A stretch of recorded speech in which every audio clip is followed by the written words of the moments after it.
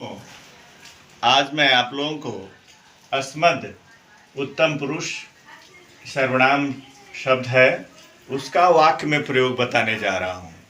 आप ध्यान से देखेंगे। ये जो अस्मद शब्द के प्रथमा एक वचन में अहम होता है। ये प्रथमा एक वचन, इसका अर्थ होता है, यहाँ लिखे हुए मैं। अंग्रेजी में अगर जानना चाहे तो आप कह सकते हैं आई। तो आई के लिए अब देख रहे हैं हम ऐसे बनाए हैं, इसको मैंने लिखा है कि किस क्रिया के साथ किस कर्ता का और कहाँ कौन सा कर्म आएगा। यहाँ पर आप देख रहे हैं, ये जो देख रहे हैं ये सब कर्म है।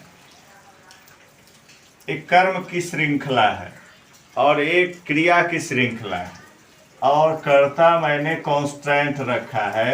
एक ही कर्ता को मैंने रखा है कि सहूलियत हो, पहले एक से जान जाएंगे तो उसके बाद आगे का जो द्विवचन होगा, बहुवचन होगा, उसको आसानी से आप बना सकेंगे। इतने वाक्य तो आप आसानी से बना लेंगे। फिर इस आधार पर जो एनालॉजी होता है, सादृश्य की कल्पना करके आप बना सकते हैं। एक बार देखने के बाद कोई भी व्यक्ति, आप देखते होंगे कम पढ़े लिखे लोग भी अंग्रेजी दवा की दुकानों में काम करते हैं और खाली एक अक्षर बोलता है, वहाँ से वो दवा निकाल कर दे देते हैं। उनका क्या होता है? अभ्यास होता है। तो अभ्यास सरणी विद्या, अनभ्यास विषम विद्या। पक्षे वैयाकरण पक्षे अवैयाकरण पंचदश दिनानि पर्यंतम कोऽपि छात्रः यदि पठिष्यन्ति तर्हि एकस्मिन् दिने संस्कृतज्ञः भविष्यति। पंचदश दिनानि यदि परित्यज्य अन्यस्मिन् कार्ये संलग्नः भविष्यन्ति तर्हि षोडशे दिवसे सह मूर्खः भविष्यति, अल्पज्ञः भविष्यति इति। अब इसी तरह से मैंने यहाँ बताया कि अहम विद्यालयम गच्छामि, मैं विद्यालय जाता हूँ। अहम संस्कृतम पठामि, मैं संस्कृत पढ़ता हूँ। अहम लेखम लिखामि, मैं लेख लिखता हूँ। अहम गीतम गायामि, मैं गीत गाता हूँ। अहम आम्रम खादामि, मैं आम खाता हूँ। मैं अहम देवम भजामि, मैं देवता को भजता हूँ। भज धातु का अर्थ सेवा करना होता है, तो सेवा करता हूँ, भजता हूँ, एक ही अर्थ है। भजामि उसके लिए प्रयोग होता है, भज सेवायाम। तो अहम देवम भजामि, उसके बाद अहम मातरम नमामि, मैं माता को नमस्कार करता हूँ। हमारे संस्कृति में है कि माता पिता को पहले प्रणाम करना चाहिए। प्रातःकाल उठ के रघुनाथा, माता पिता गुरुना बही माथा। तो इन तीनों को हमेशा ध्यान रखना चाहिए, प्रणाम करना चाहिए। अहम देवम भजामि के बाद अहम मातरम नमामि, पुनः अहम पाठम स्मरामि, मैं पाठ याद करता हूँ, तो अहम पाठम स्मरामि। एक ही कर्ता को मैंने लिया, कर्म परिवर्तन किया, क्रिया उसके अनुसार परिवर्तित किया, और कर्ता और क्रिया का समन्वय भी देख रहे हैं। अहम के साथ जहां भी आ रहा है देखते हैं मी है, कहीं भी मी छोड़ करके दूसरा नहीं है। यही इसके वाक्य सही होने की पहचान है। आप अंत में अगर ऐसा है तो आप समझ जाइए कि आपका वाक्य सही है। तो ये बनाया। अब इसी प्रकार से मैं कर्ता को बदलूंगा और क्रिया स्वतः बदल जाएगी, कर्म को मैं यथावत रखूंगा। आप देख लीजिए, अब कर्ता की जगह पर मैं बदल दिया। अब कर्ता की जगह पर मैं अब बदल रहा हूं का द्विवचन का रूप। तो अहम के द्विवचन में होता है आवाम। अब आवाम का अर्थ होता है हम दोनों। आवाम का अर्थ होता है हम दोनों। तो हम दोनों जब ही यहाँ पर कर्ता, जब ही यहाँ कर्ता बदल दिया गया, अब एक कर्म को वही रखना है। अब क्रिया स्वतः बदल जाएगी। अब एक आप बदल देते हैं। अब देखिए यहाँ पर, अब अहम आमी के बाद होता है आवह, आमी आवह, तो यहाँ कर देंगे हम गच्छावह। अब गच्छावह जब भी वहां हम करेंगे तो ये सब बदल जाएगा।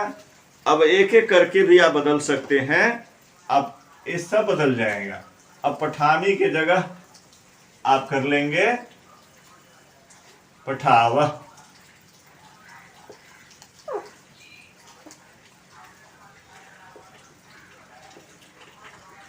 लिखामी की जगह आप कर लेंगे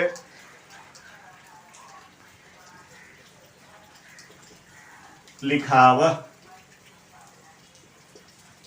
अब सीखने का इससे अच्छा तरीका संभव नहीं है, इसीलिए मैंने सोचा अब गायामी की जगह कर देंगे गायावह। इसी तरह से आप ये भी कर सकते हैं, इनको भी बदल सकते हैं। अब आप देख रहे हैं कि मैंने सारी क्रियाओं को बदल दिया है। जब ये कर्ता यहाँ परिवर्तित हुआ, ज्यों ही यहाँ मैंने कर्ता को बदला, कर्म को कांस्टेंट रखा, अब क्रिया स्वतः बदल गई। अब अहम विद्यालय आवाम विद्यालयम गच्छावह, आवाम संस्कृतम पठावह, आवाम लेखम लिखावह, आवाम गीतम गायावह, आवाम आम्रम खादावह, आवाम देवम भजावह, आवाम मातरम नमावह, आवाम पाठम स्मरावह।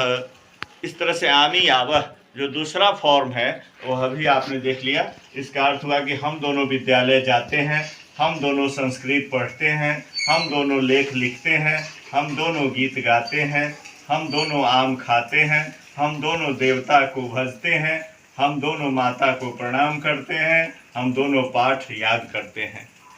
ऐसा इसमें स्वतः क्रिया बदल गई।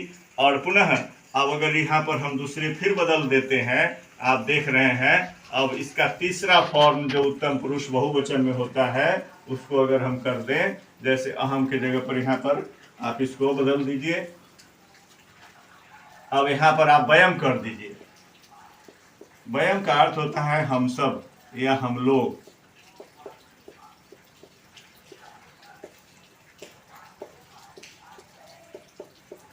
तो इसके लिए अब तुरंत यहाँ फिर हम लोगों से वाक्य बनाना होगा, तो तुरंत अब हम बता देंगे। अब ये जहाँ वह है वह इसको बदल देना है। तो अब हम पूरा नहीं, यहाँ हमारे पास व्हाइट बोर्ड है, श्वेत पट है, तो हम तो एक ही अक्षर को मिटा करके आपको काम चला लेंगे। आपको तो पूरा लिखना होगा, लेकिन आपको जानना है कि कैसे ही होगा। तो आपको यहाँ मैं सबको मिटा दिया। अब आप इन जगहों पर आप जो आप आराम से अब जो इसका अंतिम चरण है देख रहे हैं वयम। मैंने यहाँ पर उत्तम पुरुष बहुवचन के कर्ता को रखा है, जिसका अर्थ होता है हम लोग या हम सब। अहम आवाम वयम तो वाक्य निर्माण है, इसलिए अन्य जो रूप है द्वितीय तृतीय चतुर्थी पंचमी, इन विभक्तियों का मैं अभी शब्द रूपों पर नहीं जा रहा हूँ। उसके प्रथम चरण में फर्स्ट स्टेप में जो आता है प्रथमा में, उसी से वाक्य निर्माण करना कर्ता अर्थ में होता है प्रथमा, इसलिए उसी से बता रहा हूँ। तो अब वयम का प्रयोग जब ये मैंने किया, मैंने एक ही बार इसको कांस्टेंट रखा, पहले ही बता चुके हैं आपको। अब उसके बाद देखिए क्रिया स्वतः बदल गई। वयम विद्यालयम गच्छामः, आमी आवह आमः, तो सब में आमह लगा दीजिए।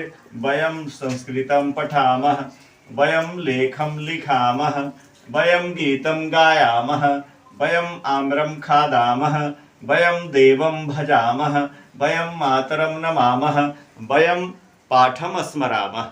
इस प्रकार से ये वयम के साथ इसका कॉम्बिनेशन है। जब भी ये कॉम्बिनेशन मिल जाए कर्ता और क्रिया का, तो समझ जाइए कि सेंटेंस सही है। अन्यथा यह सेंटेंस क्रिया अगर अशुद्ध होगी तो वाक्य स्वतः अशुद्ध हो जाएगा। इसलिए इस कॉम्बिनेशन को रखना है। इसको कर्ता कर्म क्रिया का समन्वय भी कह सकते हैं। वाक्य निर्माण की यह प्रक्रिया यहीं पर मैं समाप्त करता हूँ। आशा करता हूँ कि यह आपके लिए ज्ञानवर्धन के लिए, आपके ज्ञानवर्धन के लिए सहायक सिद्ध होगा। और आगे अब बहुत से छात्रों का अनुरोध है कि सर सीबीएसई के अनुकूल जो पाठ्यक्रम है, उस पाठ्यक्रम के अनुकूल आपका अध्यापन होता तो हमारे लिए बड़े कल्याणकारक होता, अत्यधिक फायदेमंद होता।